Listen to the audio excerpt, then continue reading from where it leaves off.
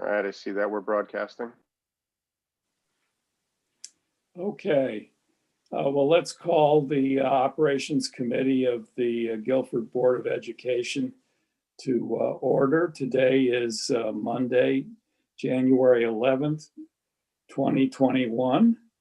The first order of business is to act on the minutes of December 14th. Do we have any comments on those minutes?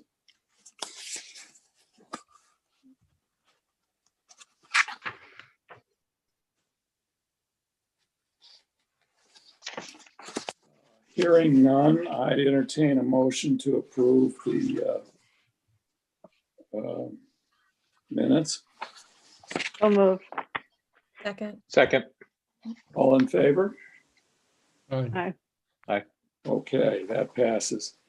All right, the second minutes were from the joint board meeting between the Operations Committee and the Board of Finance on the 21st of December. Do we have any comments on that? Well, I do. I would say that under one, Operations Committee members, that's correct. And then instead of board members present, I would say Board of BOE members present were Katie, Mary, and Joe. And then the next line where it says Board of Education members, that's incorrect. It should be Board of Finance members.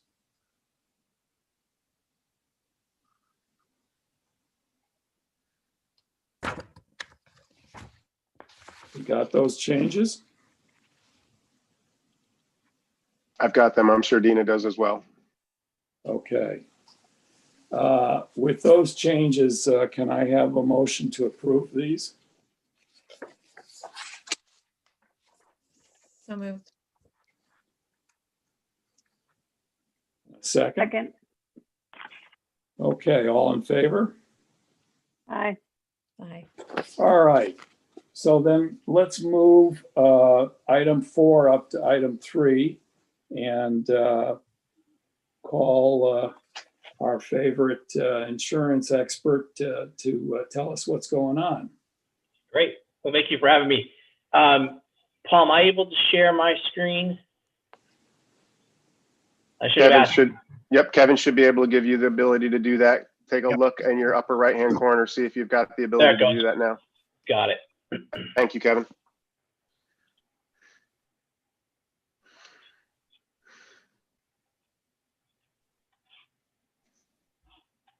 Okay. Everybody see my screen? Yes. All right, great. So mine's on a different screen, so forgive me as I look away from you. But so this is this for most of you, maybe not all of you, this should look a little familiar. What I'll do is I'll focus on the last 2 columns and kind of walk through what this is saying. But this is the regular claim update I've been giving to this committee since I've been working with you guys for several years now. For those that are new, and I think it was Joe, you were mentioning you're new to budget, so I assume maybe you're new to self-insurance as well.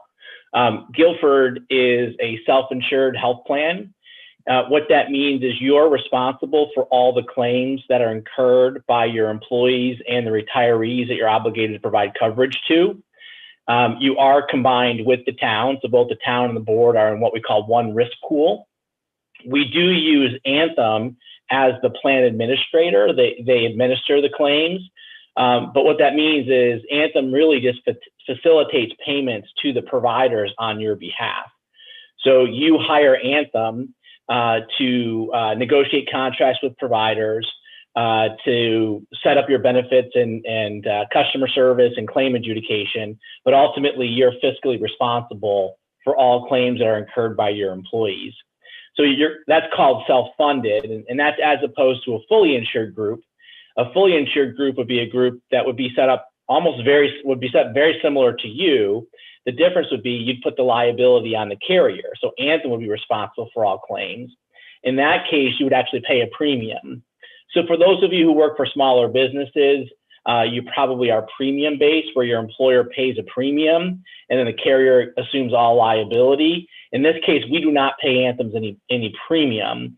Anthem charges us a per employee cost to administer the plan.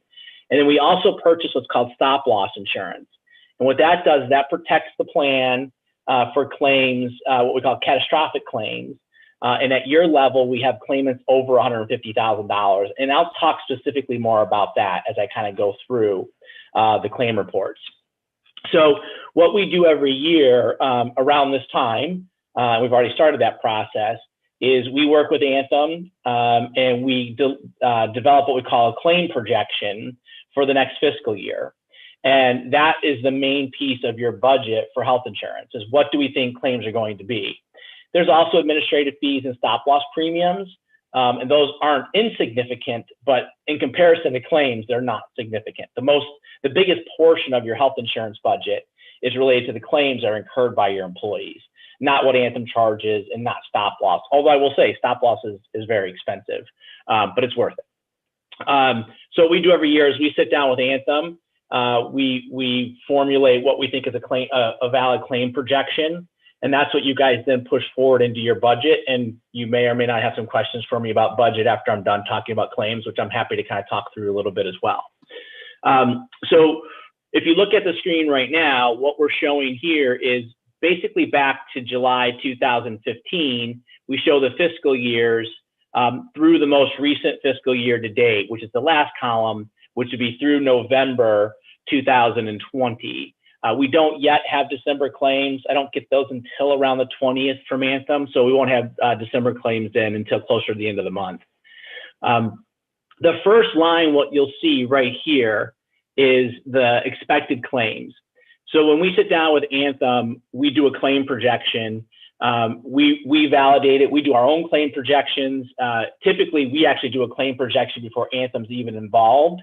This year, Anthem was actually on time with their projection. So my projection and Anthem's were ready at right about the same time.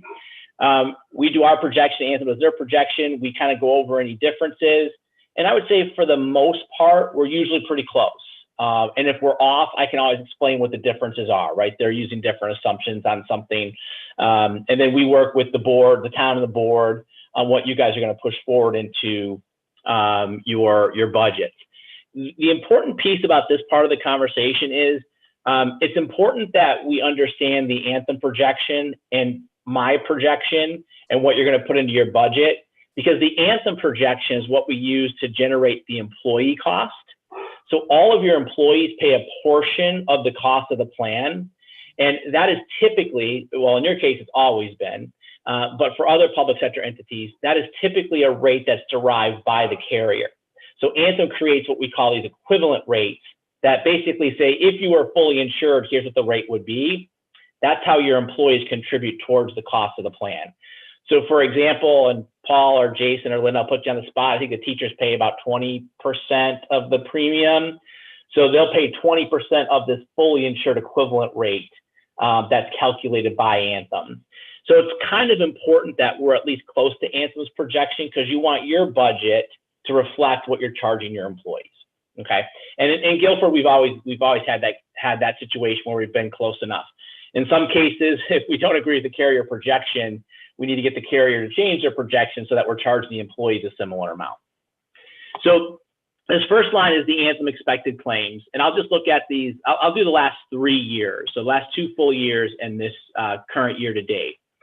So Anthem's claim projection for 18-19 was about 12.5 million. For 19-20, it went down to about 12 million. And then for July 20 through June 2021, 11.3 million. What you'll see, which is probably maybe alarming to you, or not alarming or exciting to you, is that your claim projection actually went down. That's typically not what we see, right? We expect claim costs to be going up. A couple things have gone on. Since 2015 and even a little before, we've moved the vast majority of all Board of Ed employees and all town employees to high deductible health plans. And that really does 2 things. One, it lowers the base, because now employees are contributing a larger amount towards their claim cost. But we also see that those plans tend to trend at a lower rate than traditional copay-based plans. So what you can see here is really the result of all the work, and really the credit goes to the board, right? Because the board is the one who negotiates those contracts. It's all the results, and Ted and Amy, I see, we've been on a lot of negotiating committees. This is really the result of all the work that your board, that you guys have all done to kind of control claim costs. So that's the claim projection piece. And then what happens is claims actually come in, right? So how did we do against the projection? And what I will say is that while we've been favorably better than projection year after year, a lot of that has to do with the timing of when people switch from the copay plan to the high deductible plan, and also has to do with when you're doing your budget versus when those plans go into place. So what you'll see here is that if we let's look at 18-19, Anthem said claims are going to be about 12.5 million. Our gross claims, I'll talk about that more in a second, our gross claims came in under that at $12 million. What the gross claims is that's all the claims that were incurred by all of your employees and retirees. Of that $12 million, almost 2 million of it, 1.8 million of that was over your stop loss amount. So we pay Anthem to pay for those excess claims, and I'll talk more about that in a second. So your actual claims that you were liable for was $10.3 million. We were $2.2 million under expected, or about 17, almost 18%. Again, a lot of that has to do with the timing on when people switched over to the HSA. So you've had migration to HSA every single year for the last several years. The town was a little later to the game, and so now the town's migrating. So we'll continue to see this. The one thing that kind of pops up sometimes is, well, if we did so much better, did the employees overpay? And the thing is, what we do is when the employees change plans, we give them that new rate, which would be a lower rate, before we know what the claims are going to be, right, based on actuarial assumptions. So even though we did much better than projection, the employees were still paying on the HSA plan, for example, than they were on the old copay plan. Now, this is important here. So you've outperformed projection. You can see in all of the years on this sheet. This last year, we'll talk more about that, but this is all related mostly to COVID-19, and we'll talk more about that. But you've outperformed projection several of these last years, and that's good. And I'm sure, Paul, you've had conversations with them about your reserve levels. As a self-funded group, you need to hold reserves. So a good example of that, if the opposite can happen here too, right? We could be $1 million over expected if we get more large claimants than we anticipate. So the town needs to hold reserves. And so what's good about having good years is that you're able to help build your reserves, and it takes some pressure off of budgeting, right? You don't necessarily have to budget to fund your reserves when you're outperforming projection. So that's a good thing. You want to manage your reserves to appropriate levels, and there's always discussions about what those levels should be as well. This next line here down in 18-19, you'll see is 1.328. That's how much we paid for stop loss. So we paid Anthem $1.3 million in stop loss premiums. They paid out $1.8 million. So you can see last year we're at 18-19 we're at 1.3. In 19-20 we jump up to 1.8 million. That's reflective of the fact that Anthem paid out more in excess claims than they collected in premiums.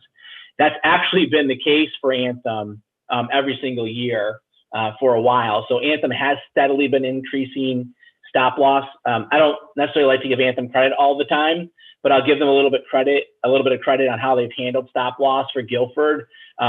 We have some known large claimants that repeat year after year, and Anthem's been phasing in how they're dealing with that. So we do expect, and you can see we went from 1.3 to 1.8, and in this current fiscal year, we're at 1.9 million in stop loss premiums. So we expect hopefully that'll start to level off and that the losses will be within their target, but that's always something we'll keep our eye on. Things on stop loss, you can raise your stop loss level. That would reduce your premium, but you'd pay more of the claim liability. And so we analyze that just about every year. Sometimes we don't. Sometimes we just know it doesn't matter if you change stop loss. So we'll usually analyze that every couple of years to say, hey, does it help to raise our stop loss, lower our premiums, accept more liability? So far, the 150 has worked well. It is a little low for a group your size, but we strategically did that. I'm trying to think, Paul and Jason, how long ago that was, but we strategically lowered stop loss in our favor several years ago, and that 150 has worked for us. And again, Anthem's been pretty generous with the way they've handled renewal, so we're pretty kind of happy where it is right now. So if we look at 1920, we expected claims to be about $12 million. They came in at $10.5 million. We had $1.4 million in claims that Anthem was responsible for because they were over stop loss. And so we ended 23.6% under expected, or almost $2.8 million. Almost that entire favorable plan year, so that almost that entire $2.8 million, isn't because we didn't do a good enough job doing the projection, or because we had 100 people or 300 people move over to the HSA. Some of it's related to that. A lot of what that's related to is COVID-19. So what we saw was in April, May, and June, we saw a significant reduction in the number of services due to stay-at-home protocols. In essence, basically all elective procedures were shut down. And for those non-clinicians on this call, what an elective procedure is anything that's not an emergency, basically. So elective procedure is I'm getting a nose job. Elective procedure could be a hip replacement or knee replacement, right? It's all those things that don't have to be done either urgently or emergently. The other thing that we saw was a decrease, unfortunately, in preventive services because people couldn't get in to see their doctor. We think we're still seeing some of that because people don't want to go out. There's a big push in the industry to try to increase preventive services and educate people. You may have seen commercials on TV about that. And the other thing we saw too was a drop in ER services. And the reason we saw a drop in ER services, hopefully mostly we saw because people weren't going out and getting hurt, right? So people were staying home, there weren't as many injuries. So we saw a pretty significant reduction in claims related to COVID-19 stay-at-home protocols. That's across the book, right? Like all of my public sector groups saw an exact reduction, almost to the penny, percentage-wise, to the decimal point, I should say, a similar reduction in the number of services April through June. What we are seeing, though, is continuing into the 2021 cycle, we aren't seeing an increase in services like we expected. So what we kind of expected is that once things opened up, and really I think mid-June was when things really kind of opened up in the healthcare industry, we thought in July, August, September, we'd see a lot of pent-up demand, and we really haven't seen that across the book. So, you know, we're cautious when we do projections that when we look at previous claims, that we account that we know last year was a low year and we have to anticipate that it's going to come back at some time.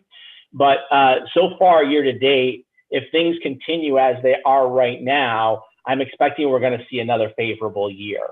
And you know, Joe, I've been thinking about that rebound a little bit differently. I think obviously some of the elective procedures will rebound, right? Those will be rescheduled.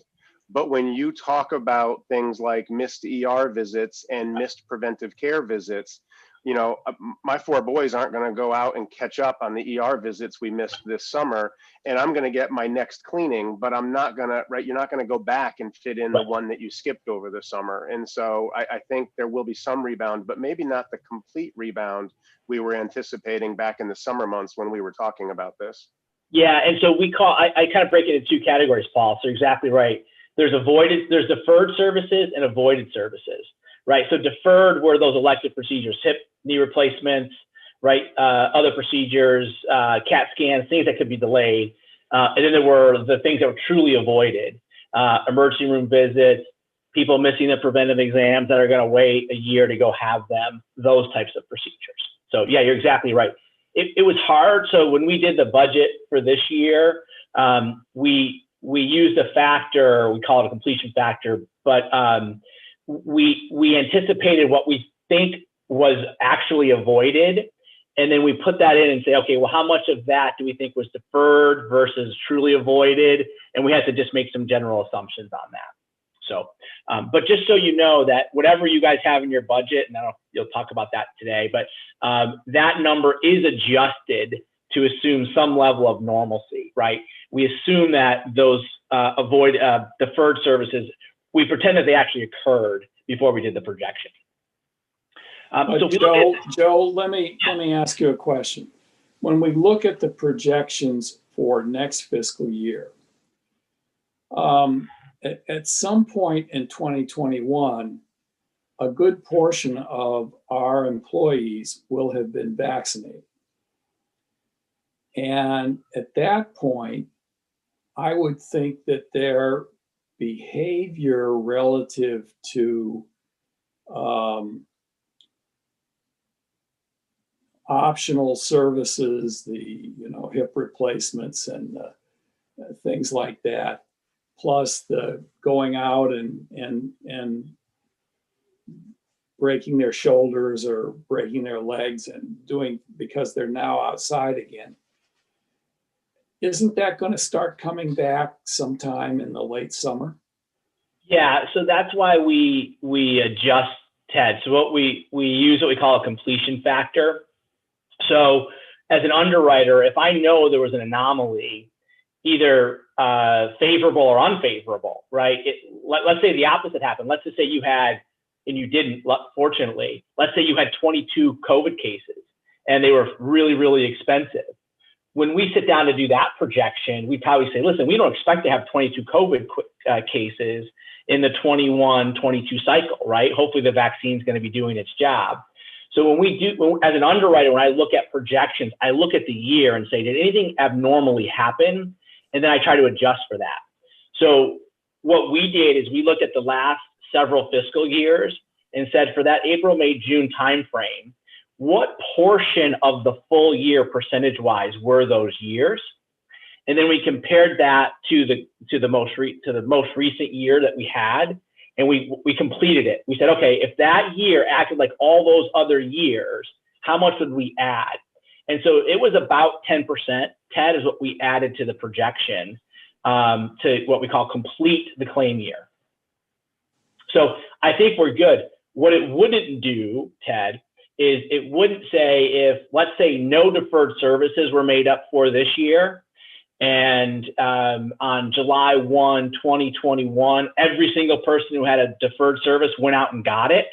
We're not going to assume that all happens, right, on July 2021. We're assuming that's going to happen over a couple of different cycles. So that's where, if your reserves look higher than where you might want them to be, that's a weird way to say it. If reserves are above target range, to some degree, we are advising clients to allocate some of those excess reserves as deferred makeup dollars, right? And so keep them from your reserve conversations, right? So if you're targeting 28% for reserves and you're at 33, and I'm just making up numbers, I don't know where you guys are right now, then that 5%, maybe you say, you know what, we want to hold that for a couple of years in case we do get a COVID makeup. Okay. Well, that's the issue that we're having with the town, is that the town is looking at that reserve and saying, we can spend part of that. But my concern is that, as you say, we've got some pent up demand, some deferred demand here that at some point is going to snap back. And, one of these years, we're going to have claims that are above what we're forecasting because this deferred stuff is going to become real. Well, Linda can confirm, but at one of their most recent meetings, the Board of Finance deferred any conversation about talking about spending down the balance for exactly those reasons. Linda, that's accurate, isn't it? Yes, it is. Yep. Yes, they're not doing anything right now with the funding. All right, because I think that's prudent, because we're, as Joe points out, this is a very anomalous development, and it's very hard to ask the underwriters to say, well, you've never seen anything like this before, but tell us how it's going to affect things. I Right. mean, Well, it's just not fair. It's very hard. no, In you're right. terms You're of- right. And the town's on the same page with us on that. Okay. In terms of, the stability of the numbers, though, Ted, too, and to Paul's point, people aren't going to go and catch up on their broken limbs. But, from my perspective, yes, people are deferring things, and certainly people deferred stuff not by choice necessarily in the spring, but telehealth has been a game changer. That's right. And we're seeing our pretty much normal volume of people at my office, and we have a lot of elderly and people that would consider themselves at high risk. So we haven't, at this point with this second round, we haven't backed off much on seeing patients because we can do it remotely.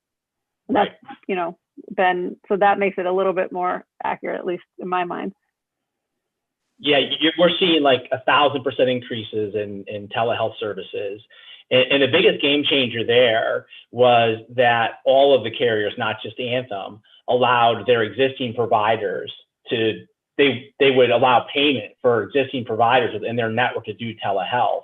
Prior to COVID, to have telehealth, you had to go to a separate network of telehealth providers, and a lot of them weren't in the state. So they were doctors that nobody knew. So if there's anything good that comes out of COVID, and I'm sure there's things that are being said about that all the time, right?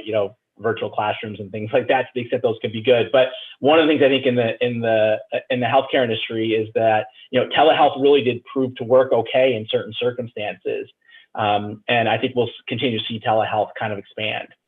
And it's not a conversation for tonight, but maybe when we are up for bidding or renewal, right, we're going to want to take a look at what telehealth, we're going to want to look at the percentage of our employees who are accessing telehealth and what kind of reduction in rates that could result in for us, rather than just saying it's great, we're covering these, we're doing these meetings through our screens rather than in person and absorbing the same level of billing. Again, I don't want to get into that conversation for tonight, but when we put our bid on the street again, I'm assuming that's going to be a conversation all over the state, Joe.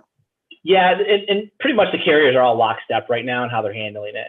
I'll say the biggest, in my opinion, the biggest area that telehealth has improved, and Amy, I don't know how much you get involved in this, but it's really been on the behavioral health side. It's a game changer for behavioral health, and not necessarily in Connecticut, but in some areas of the country, behavioral health services are hard to find. And telehealth is really starting to step in and be that source of treatment, is to do that in an automated fashion. So that's a really good thing. I don't know how much time I have. So I know you only have till 7, right? With this group. So I know you have other things to talk about. But what I'll say, so just looking at this current year here, we're about $1 million under expected year to date, or about 21% under expected. Don't get too excited about that number. Because almost all employees now are on an HSA plan, those expected numbers are on an annualized basis. So we expect, as we go throughout the year, right, in the beginning of the year, employees haven't met their deductible, they're paying more of the claim load.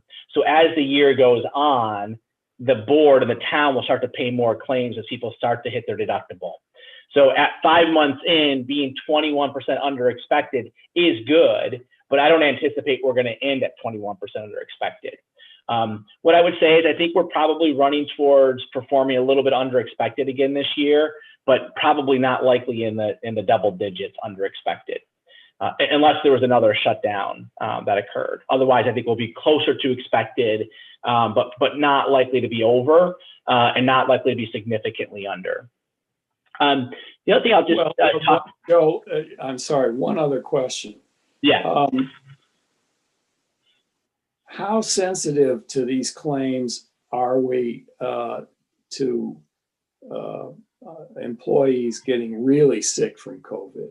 I mean, if somebody is, on the respirator and all this kind of stuff, I mean, does that put them into the stop loss area? Oh yeah.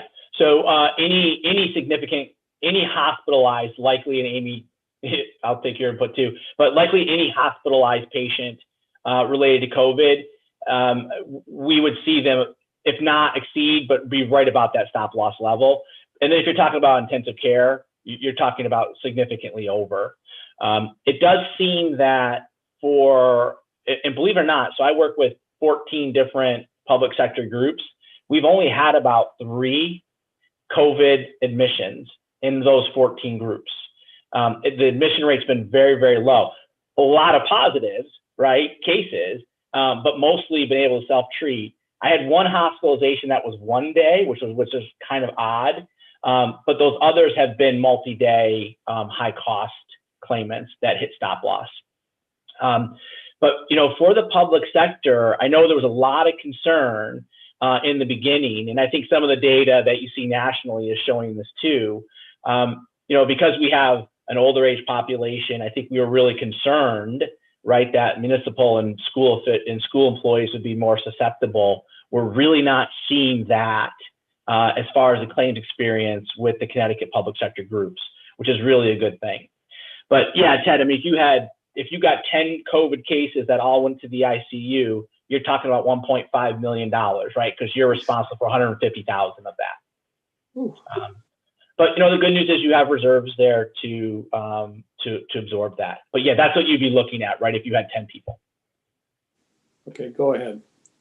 So this next section, for the newer people on the phone or on the call, this is, so when we talk about how we do versus expected claims, the number one factor that impacts your budget on healthcare from year to year is really, so the interesting thing about public sector groups, it doesn't, and don't take this the wrong way, it doesn't really matter how much things cost, it's how much more things are going to cost, right? Once you guys have a budget, it's kind of set, you deal with it. It's how much more is it going to be the following year?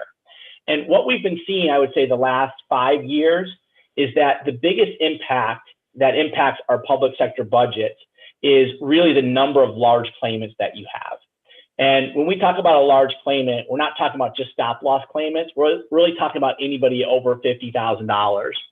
And so when I start to look, and I sit down with Paul and with Linda and Jason, when we look at budgeting, what we're really trying to say is, what do we think is going to happen with the number of large claimants? And that's really hard to predict. Unfortunately, I guess, what we see is that it tends to go in cycles. If you're having large claimants, you might have 3, 4, 5, 6 new claimants over a 3-year period. They level off and then you go down a little bit. But those are really the things that really drive your budget. So we really spend a lot of time kind of concentrating on the number of large claimants. So that's what this section 2 on this sheet tries to do, is show you how many claimants you have that are over $50,000. So if we look at these last 3 years again, in that 18-19 year, of the almost $3 million in employer paid dollars, 3.5 of that was for claimants over 50,000. 6.7 of that was for claimants under 50,000. You had 38 members that had claims over $50,000 on a total of 1,367 members. Just so you know, members, I count not just the employee, but also their dependents. You have about 520 enrolled employees, including the town. But that was 2.78% of your enrollment was driving 35% of your cost. And that's typical, right? It might be a little bit low, actually. My groups, I'm seeing that, maybe we're closer to 40% now with the number of the percentage of dollars for the claimants over 50,000, but you're pretty close to the norm there. And that you can see went down a little bit from the year before. So it went from 50 to 38, and we lowered our percentage. We did jump up a little bit percentage-wise last year, but about the same percentage of employees, even on the same number, because the total members went down a little bit. This last column, it's not real meaningful yet, right? Because the data is immature, right? There's not enough claims yet for a lot of employees to hit 50,000, so that number doesn't really mean anything yet. But what's nice to see here is when we look at this bottom line, these are your non-high dollar claimants year after year. And this kind of shows you how the change in cost for your non-high dollar claimants. So we look at that, right? If you look here, in 16, 17, your non-high dollar claimant per capita went down 7%. Then we went up slightly at 1.65 and then down again and down again. If you know anything about healthcare trends, right? Healthcare trends are between 8 and 10%. So the fact that our non-high dollar claimants are doing so well is a really good thing. It's really just, to be honest with you, some luck, right? How many new large claimants are we going to get? And that's what has the biggest impact on your budget. And so that's why we kind of track those large claimants. And especially when we're talking about budget time, we really look at large claimants more specifically. I don't want to overstay my welcome. I've got other claim sheets that just kind of summarize more, like this first sheet.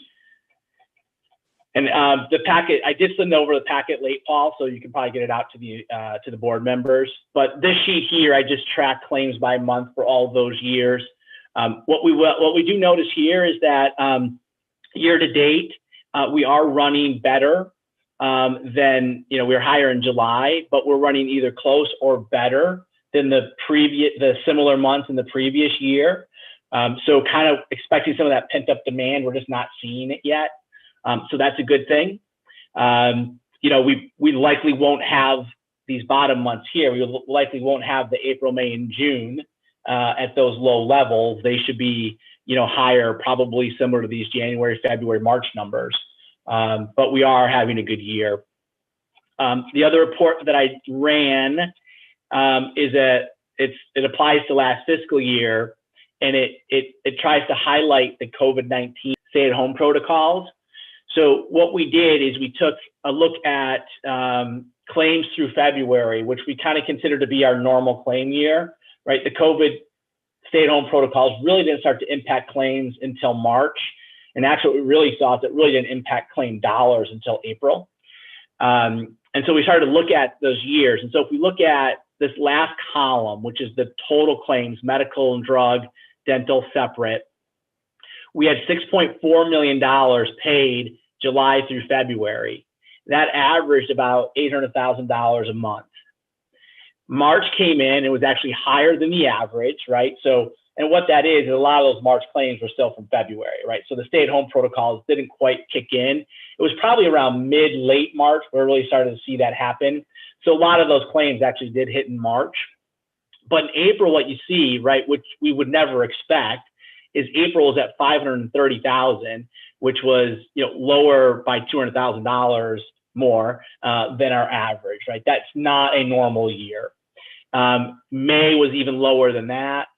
And then June at $700,000 was still lower than our average. We did see June start to pick up a little bit. And then that our average March through June was $100,000 less than our average for the first 8 months, which again, wouldn't make sense in a normal year because we know more and more employees have hit the deductible in those 3 months than in the first 8 months, last 4 months. So overall, what this report just tries to show is, and I think it's helpful, for the town, the Board of Finance, and for you to consider when looking at the reserves, that this really was an abnormal year, and to really think cautiously about reserve levels and what you do with any excess reserves. Happy to spend more time on that sheet if you'd like me to. Oops, didn't mean to cancel. But it's been helpful for our clients. So I'll keep this in the claim reports each month. It won't change at all. It's going to be based on last year, but we'll just keep it there as a reference when we start looking at new months that get added in. That's very helpful, Joe. Sorry, I went a little faster at the end, but is there any questions on the reports?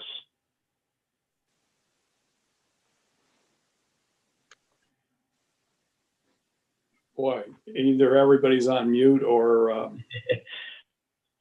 it is a helpful update, Joe, and we appreciate you making time for us. Right. No problem. Happy to do it. Yeah, Joe, thank you. Every time you come, the way you explain these things is really makes it quite understandable, and really appreciate the time and the patience you take to walk us through this stuff. Oh, thank you very much. Excellent. Okay. Well, bye guys. Have a good one. Happy New Year. Happy New Year. All right. So, John, you're up. Thanks, Ted. Can everybody hear me all right? Yes. Good. All right. So I had an opportunity to review the financials with Linda via email last week. For the month of December 2020, expenditures were $5,899,764.08. Expenditures and encumbrances through the end of December were 47.19% of the budget as compared to 43.68% last year. Revenues for December 2020 were $1,009.25 due to Medicaid. We did have a 3 pay period month for December. That in turn raised the amount of the budget expended for salaries. Going through, just highlighting some of the areas of most importance that I saw in terms of capital. The percent of the budget expended is higher than the previous prior year. The equipment instructional line is over budget, but will be reimbursed by the technology lease. This is due to the purchases for the capital lease. We will be reimbursed for our purchases, and the account will be within budget. In terms of the COVID line, this was the first distribution of the COVID coronavirus relief funds that we received. Additional funds have been requested and should be received in February. Our operating transfer was for the dining services program. That was a transfer of $200,000. In total, the warrants were $1,723,723.09. In going through the warrants myself, just some of the areas that kind of piqued my attention. On page 2, the top third, there's a $8,400 for Adams ceiling repair. Arthur Conroy, this was a project to upgrade the lighting in the hallway at Adams. The ceiling and the walls were repaired and painted as part of the project. Also page 2, towards the middle section, there is a $67,745 charge for 2020-21 adult ed payment number 1, Brantford BOE. This was a partial payment to the ERASE program that we participate in with Brantford. It's not the adult education classes that are offered to our residents. Again, page 2, there's two CIRMA charges there, one for $45,823. This is the LIA, liability, auto, and property insurance. This is a quarterly payment, as well as the workers' compensation payment, also paid quarterly for $107,000. Page 4, lower third, is a $14,000 charge for the high school HVAC maintenance. Just wondering if this was a routine maintenance. That is actually a monthly service contract fee.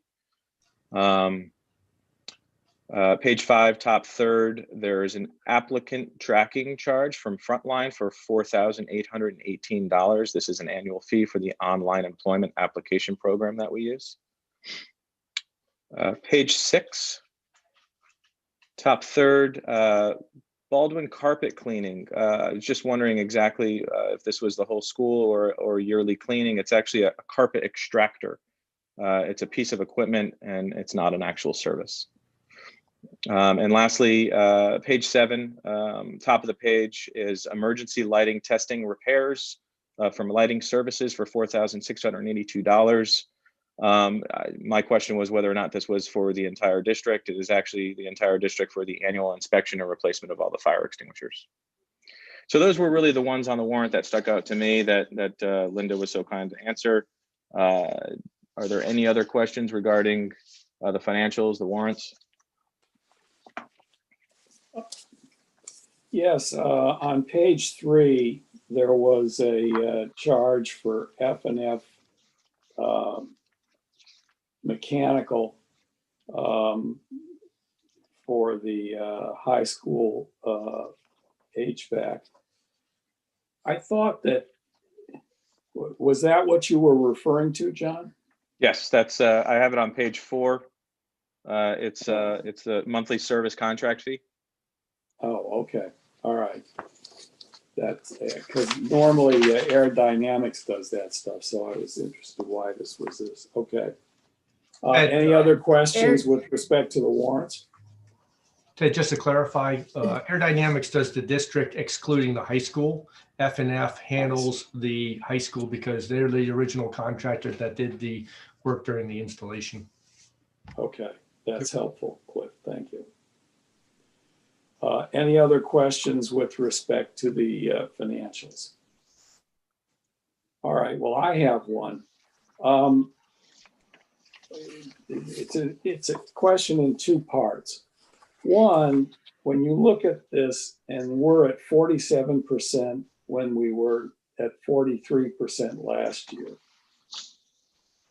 that's not a good trend. And when you look at the stuff related to COVID, where we're trying to get reimbursed, I mean, we're talking about a lot of money. What happens if, I guess what I'm worried about is, at some point when we get farther into the fiscal year, are we going to run out of money, Linda? I mean, if we can't recover all of what we've booked as being the COVID stuff, if some of this gets rejected by FEMA or whoever is doing this, are we going to end up having to go back to the Board of Finance and say, look, guys, it was an unusual year and you know, we're going to need more money? Yes, there is a strong likelihood that we will need to request a special appropriation this year.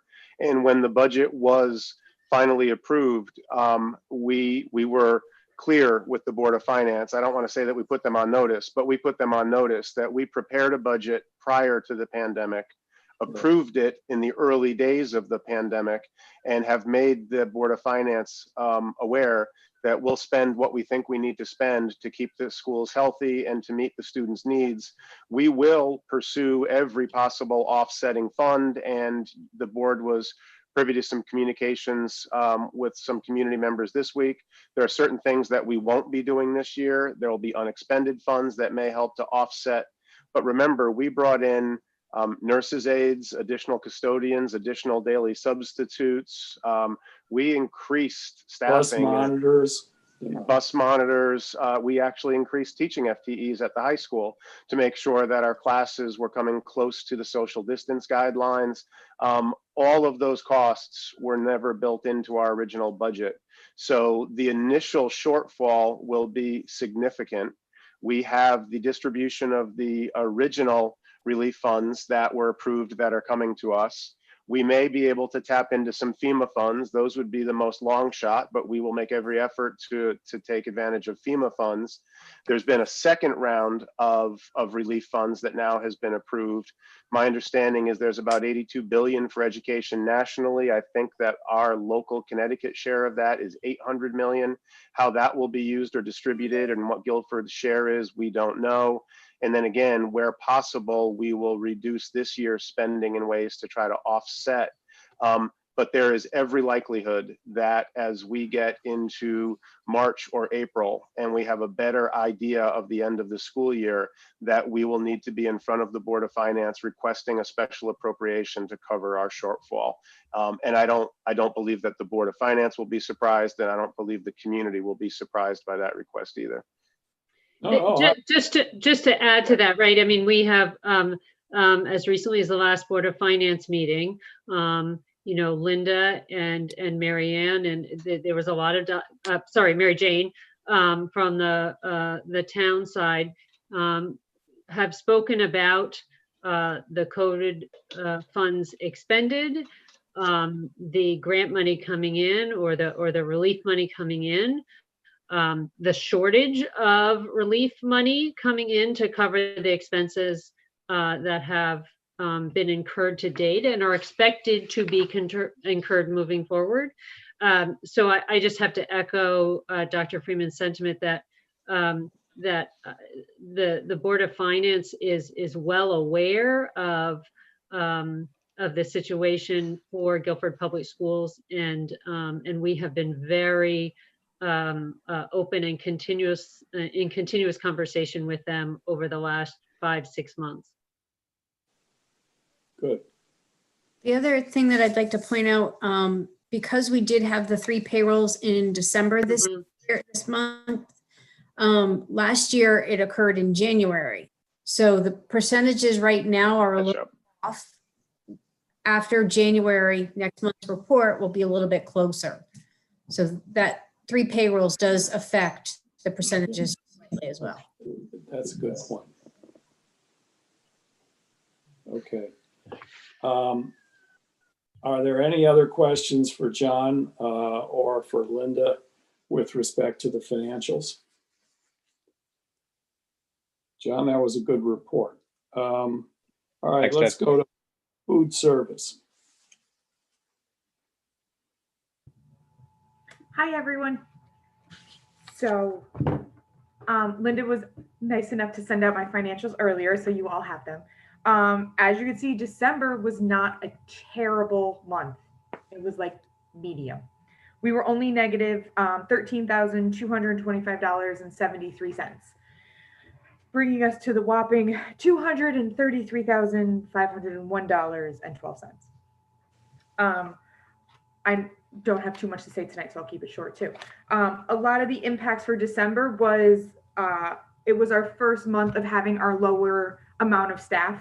So the staff shortage that we had took part halfway through November. December was the first month that it was solid, that we didn't have those additional staff members, as well as the 12 days of food, which was, we had 836 people come out to pick up kits. So we served over 20,064 meals. So each meal kit had 12 breakfast and 12 lunch. So 24 in every kit. So 20,000 meals. It was a very, very good 2 hours.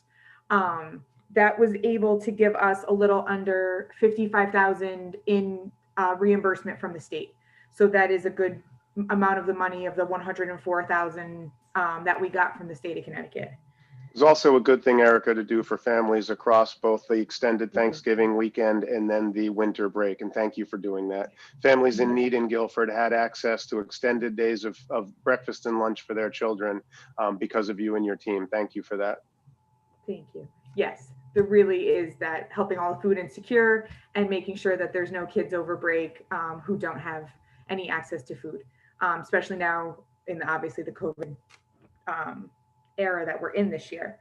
And then pretty much what I'm doing right now is just reviewing our menu and getting ready for next year. We purchased the food for next year through the USDA in February. So it's taking a look at what we're using, what we're buying, and what we're going to do next year, because no one has a crystal ball. So I'm not sure how we'll be serving, but we'll serve something. And that's all I have. Short. Okay. Thank you, Erica. Any other questions for Erica?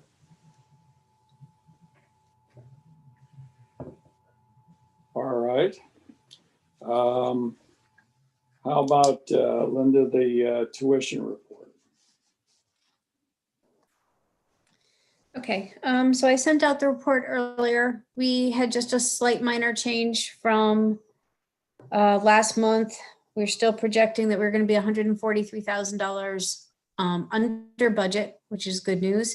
The slight change is just when actual costs come in versus the projected, just correcting our numbers a little bit, but we're still doing in pretty good shape, and the counts have remained the same through December that we had reported previously. Jason, Linda, we get the first indication of excess costs in February, is that correct? The end of February, yes. Yeah, so that will only be the first release, but it will give us a little bit of a look into the future to see if generally that release plays positively in our bottom line for us, because we tend to budget conservatively and we usually do a little bit better on the state side. I just want to note for the board that I've got some concerns that this year there might be exacerbated needs across the state, which means the dollars may be spread more thinly. It's never worked against us when we start to see that excess cost release, but this could be a year where a projected surplus gets lost if the state doesn't distribute funds to the level that we had budgeted at. Okay. Last year it came in at... Just to remind us, Linda, what did you assume as the percentage from the state? So this report assumes 69% reimbursement. Last year we received just over 72% reimbursement. Um, So and again, if The budget for going forward is 67. 67% in the budget. So this reflects what Dr. Freeman was talking about with the state making adjustments. So right. Again, Yes. we tend to budget conservatively. My concern this year is that if the state releases 65% to all districts because there's been greater demand across the state, then we're going to find that we're losing our buffer rather than increase. Usually, when we receive the excess cost, it helps us to reduce a shortfall. This year, it would actually add to a buffer unless, as I said, the state release is lower than what we've budgeted. And you can see that in our assumptions moving forward next year, we're being even more conservative because we're worried about tightening dollars at the state level. Yeah. Yes. Okay. Any other questions relative to the tuition report? Okay. I think we've covered the health insurance report, haven't we? Any updates from the town to add, or did Joe get everything up to date, Linda? Joe covered everything except he didn't get into what our projected fund balance is. So this is actually the report through November, and our projected fund balance for June 30th, 2021 is just under $7 million. So our fund balance is in good shape. And as we stated before, right now the town is not talking about using these funds for anything. Good. All right. Cliff, you're up. Great. Quick update on projects. Melissa Jones, HVAC project, the base is complete and they are still finishing up the change order. The windows and doors project is out to bid. It went out last week and we have our bid walkthrough the 13th. And I believe the bids are due on the 9th of February. So we've already gotten a good response of close to 10 contractors who have requested plans and specifications, filled out non-disclosure forms, and have requested a time for the bid walkthrough. So a lot of companies have already pre-registered for that. So looks like we'll have a good turnout for that project and the bid. So hopefully we'll get some competitive numbers. The elevator is still under design with expectations of having some schematic plans or plans and specifications almost completed for our next standing building committee meeting. So the Melissa Jones and Guilford Lakes door and lock project, we're expected to have delivery sometime between the 26th of the month and the 2nd of February. So it may come as one order or two, but as soon as we get those, we'll start assembling the doors and then getting them installed. So again, we'll use our own staff for that. Adams parking lot, we were able to successfully replace the main feeds for the building back in December at the end of the month there. So we have now the ability to remove the old telephone pole and get ourselves prepared for potentially doing phase 2 of the parking lot this summer. Over at Guilford Lakes and Cox, they're both HVAC projects are both under design. We've been meeting with the design team and they gave an update during the last standing building committee meeting. So they're moving along well with those. They should have some general plans for our next meeting, which is again the 2nd of February.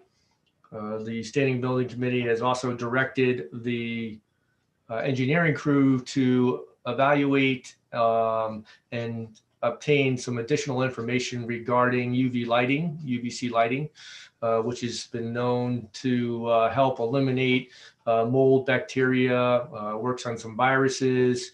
So it's been known to really kind of clean the air. So we're looking into possibly incorporating that into these two projects and possibly retrofitting Baldwin if it makes sense to do so. So they're going to pull together some additional information to further educate the building committee, and then the building committee will direct them to proceed, possibly adding that into the project as we move forward. So we'll keep you posted on that. Lastly, we have a couple things at the high school. We have recently cut the PO to install blankets around the perimeter of the chiller and emergency generator enclosure to help eliminate or at least decrease the noise levels. We had some complaints, as many of you know, from Long Hill Farm members regarding the noise from that equipment. So we're trying to reduce that noise. So hopefully in the next somewhere between 6 to 10 weeks, we'll have those blankets or material that they're going to wrap the inside of that, and hopefully that will help reduce the noise level. Once we do that, we'll take new sound readings, determine what the decibel is, and see if it's significantly lessened with that material, and if that meets our neighbors' approval per se, and hopefully we can find some medium ground. If that doesn't work, the next step is a lot more expensive. This cost is about $10,000. I believe it's much more expensive to extend that containment, meaning build a wall on top of the wall. It would be almost like a structure on top of another structure, and it becomes very challenging due to the height of that fence material. So hopefully we don't have to go that route. Lastly, the stadium field. We expect it to be bid in mid-March. They did some additional surveying last week by Summerhill surveyors that the engineers needed that information to finalize the bid package. So that should be going out mid-March, and the Standing Building Committee will be approving it at their next meeting in February. If we're going to want to reverse engineer from dates, we're going to want to know what date we're going to need a decision for the fill material. And then we're going to want to make sure that we create opportunities for the Board of Ed as well as the standing fields to have that discussion in public, and to invite the public to be part of those conversations, to make sure that this is not a rush or a surprise when we need to identify the fill material. Sure. Yep. Thank you. I'll talk to the engineers about that. Yep, let's be able to start calendaring those dates. We don't want to get caught short by not looking forward now. Yep. That's all I have, Ted. Very good. Any questions for Cliff on his rather full slate of projects? Thanks, Cliff. Cliff, I got a quick question. How loud is it when they turn on? I mean, has that been measured that the decibel level is unacceptable? Is that something that we're obligated to go forward with, or is it in an acceptable range? No, it's pretty noisy. I mean, the head of the Long Hill Farms Association is on the Economic Development Commission board with me, and she was kind enough to take me over, and we listened to the high school, and believe me, even with the windows closed, you could hear it. Really? And when we approved the meeting, members of the building committee and Rick Masenti and I had a number of teas with our neighbors in Long Hill Farm to talk about, what it would look like and the growth that was separating. We really want to make an effort to be good neighbors. So, even if it falls within acceptable ranges, we want to make sure that we're doing what we can to be neighborly. And Well, I mean, we should understand that there are two noise levels. Right now, the noise level might not be so high, but in the summer, when the air conditioning units are running, et cetera, the noise level is significantly different. And when the generator kicks on, which it does both when it's needed and it does as a regular maintenance cycle, when the generator kicks on, it gets significantly loud. Yeah. We did do testing. It's running about 50, I believe, decibels, 49 to 50 decibels, basically right at the fence line. And as you know, Long Hill, some of those condos back right up to the fence line, and that's kind of where we're measuring. So if we're at 50, the normal night residential requirement or regulation is about 45. So we are over that. So our goal would be get down below the 45. If we can get down to 40 or even 35, I think it'd be much more acceptable, and they might agree to that. So Okay, thanks. Well, and we've got to be careful when this generator comes on. It's actually, just to explain what happens over there, to clarify, it's not the generator that makes most of the noise, although it can obviously, produce a lot of noise. It's actually the way the chillers run. So most of you probably know we have ice storage. And the way we make the ice is at night, those two huge chillers turn on and go to 100%. And they run from about 5 o'clock until about 5 in the morning. So it's almost like a 12-hour runtime to get the ice made for the next day. So they're running full bore, and it's a lot of fans, and it does make a substantial amount of noise. So it's really the chillers. And then by chance, if the emergency generator kicks on to do its testing, or the TecoGen kicks in and runs, you've added to that sound decibel levels. So. Okay. Anything else? All right, let's move to, are there any communications that we need to talk about at the Operations Committee?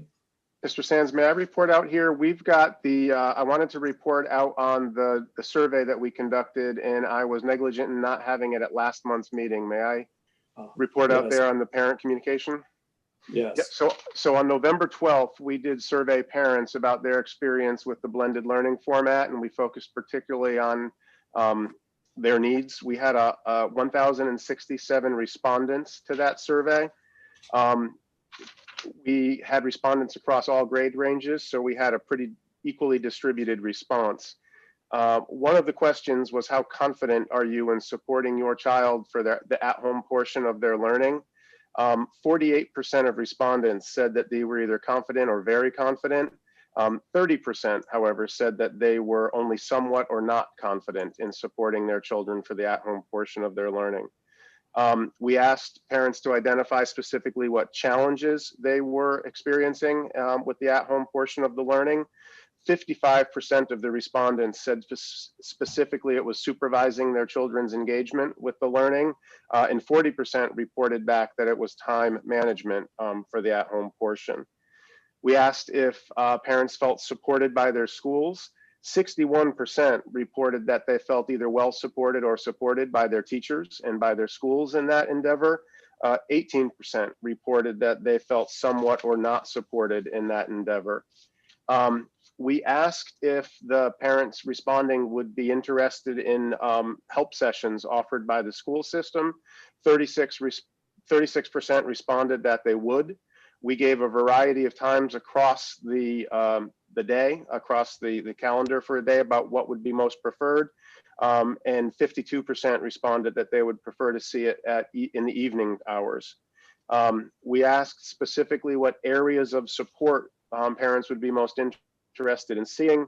57% said that they would be looking for strategies to help build a proper mindset for keeping their children on task at home. 49% said that they would be interested in social and emotional supports, and 44% said that they were interested in establishing structures and routines at home. I know that my sharing out these data is somewhat delayed, but it has allowed me to tell you what we've done since we conducted this survey. So since we got these numbers back, one of the things that we've done is that we added a second technology integration specialist position to the school district. In fact, what we did is we ended up moving one of our teachers who has been a classroom teacher with us for some time, who felt confident and was successful with the blended learning. We've pulled that person from the classroom. We now have 2 individuals who are dedicated full-time to supporting teachers in their technological growth and learning across the district, as opposed to just one. We're going to talk about that position a little bit later on this evening. We have partnered with Learn, and we have scheduled 3 parent support sessions. The first two are already behind us. The first one was on November 18th. There was one on December 16th, and there's a third date that is upcoming. The exact date slips my mind, but I know that it is available on our website. Those are evenings that are in fact focusing on exactly the sorts of things the parents asked for: structures and routines at home, strategies for keeping your child engaged at home, as well as some nuts and bolts technological advice. And those evenings are being presented by Dr. Crystal and some of our instructional coaches and technology integration specialists, as well as some of the staff at Learn. Additionally, and Jason, I may need your help on this, we have scheduled 2 evenings for parents coming up where we have contracted with a local psychologist, I believe, and he's going to be speaking and talking with parents specifically about relationships with your adolescents at home during this pandemic period. And so those are coming up, I believe, on February 18th and March 18th.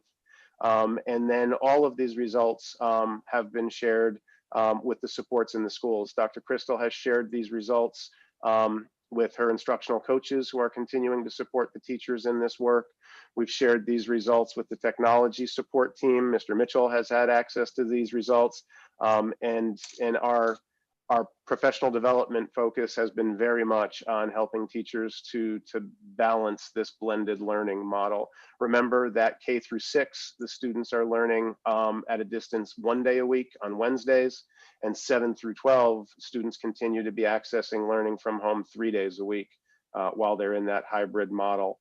We do expect that we will have a follow-up to this survey probably as we move into the early part of February and start planning what kind of supports we can have in the back half of the school year. Our goal would be to get back to 5 full days of in-person learning, but we expect we'll have some element, even if it's just the students who choose to remain at home who are doing distance learning. So it remains a focus, and we need to continue to work on it. And I do apologize for not having these results for you a month ago. They were ready, it simply slipped my mind. Any questions, Dr. Freeman, with respect to the survey or the follow-on actions? Okay, well, that was a good summary. Anything else to come before the Operations Committee? Hearing nothing, I'd welcome a motion to adjourn. So moved. Second. Second. All in favor? Okay, we are adjourned at 7:16. I will remind the board members that Kevin, Mr. Mitchell, is going to send out the link for the 7:30 meeting again, so it will be at the